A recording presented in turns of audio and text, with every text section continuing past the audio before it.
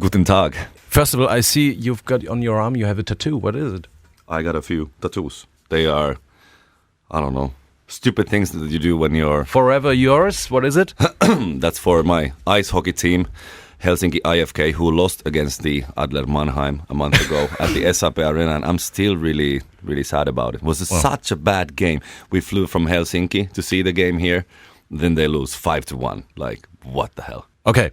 Your new album, Holy Ground, is coming out on Friday, on the 18th. How do you feel about it? I feel good about it. I mean, it's always first, you have 2 years or whatever. You drive in your car, listen to the demos and the, unfinished songs.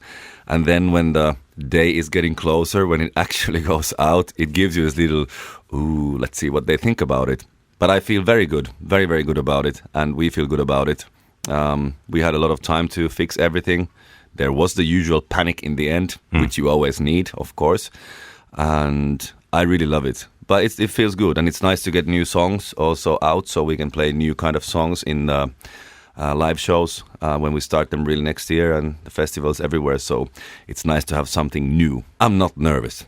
I'm not nervous at all. It's weird. I mean, every other album, this is the 4th album now. Every other album I was like, I lost my sleep and all that stuff. But I feel good. Of course, it's going to be exciting and stuff, but, in the beginning with the first album, it was all about like, hey, we really need to make this happen and we have to, make this pretty big so we can go on the road and etc. The second album didn't do that good. So on the third album, I was really nervous again because we have to do a sort of a comeback with Hollywood Hills and the songs. It worked out and, if this goes big, if this goes small, it doesn't matter. We do what we do and we take what we get. On your homepage, you wrote that the album title reflects the unsettled life on tour. What are the positive and the negative aspect of being on tour?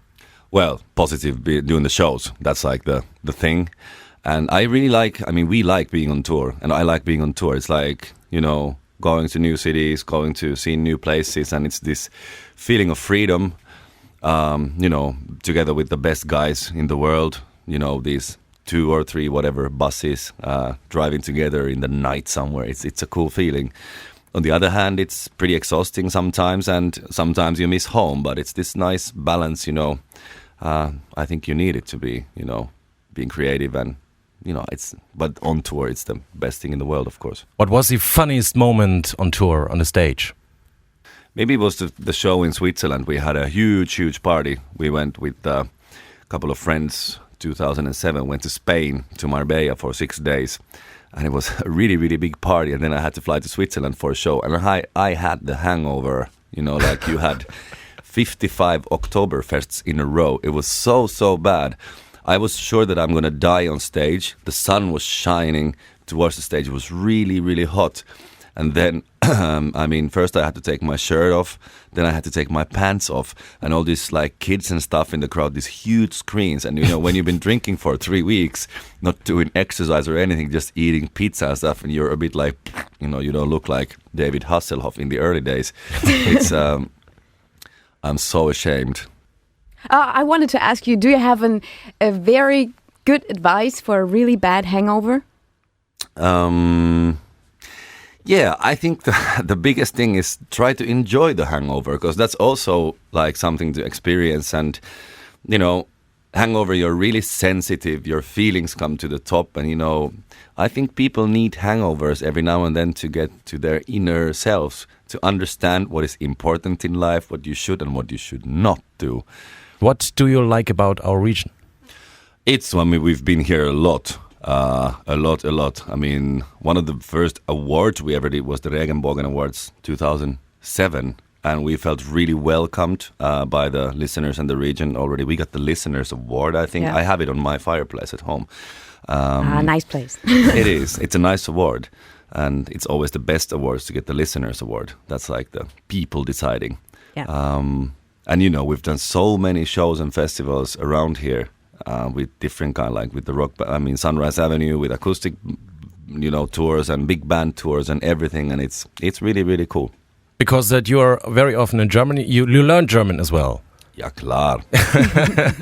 I studied German only for the Voice of Germany, of course. I really? mean, but I like to know languages, but I don't really you know, the German that I have been speaking before, it's been, you know, doing jokes with the people and the fans, you know, like, you know, I had a teacher 2 weeks before the voice of. Heavy job, easy language with all these des und das und dem und des and whatever. It's like, what? But I decided to forget about that and yeah, just you talk. don't need them. No. I think half of Germans sometimes speak wrong. So Yes, they do. yeah. And we're sitting with the boss host guys, and I've been like, with, you know, why is it like, first it's like, whatever, like sometimes des out or des or whatever. It's like, it just goes like that. Just do it. Okay, nice. Good to know. Do it.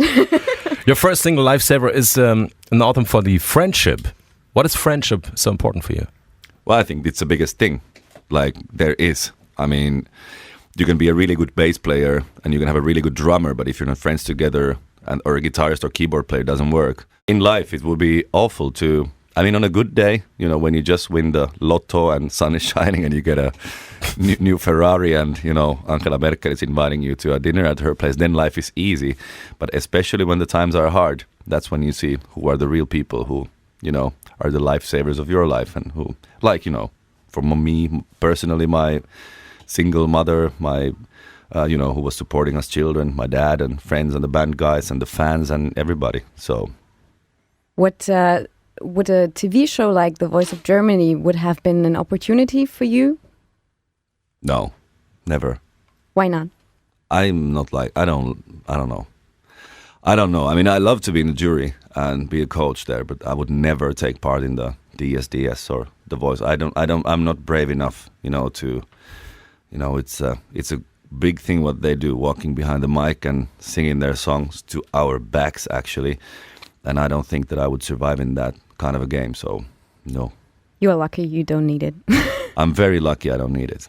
Yes. But I mean, that's another thing. It's another way to do it. And, you know, there's no better or worse way, you know, to try to make it in the music business. And that's fine.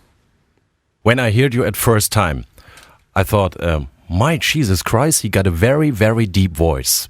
Yeah. He could do a sexual telephone. Something like this. Ruf an. Alte, schmutzige Frauen. Unbelievable. All right then, Samu, very nice to have you here and we wish you very good luck. Good luck for the Voice of Germany as well. Vielen Dank für die Einladung und ja, viel Spaß mit meinem Deutsch.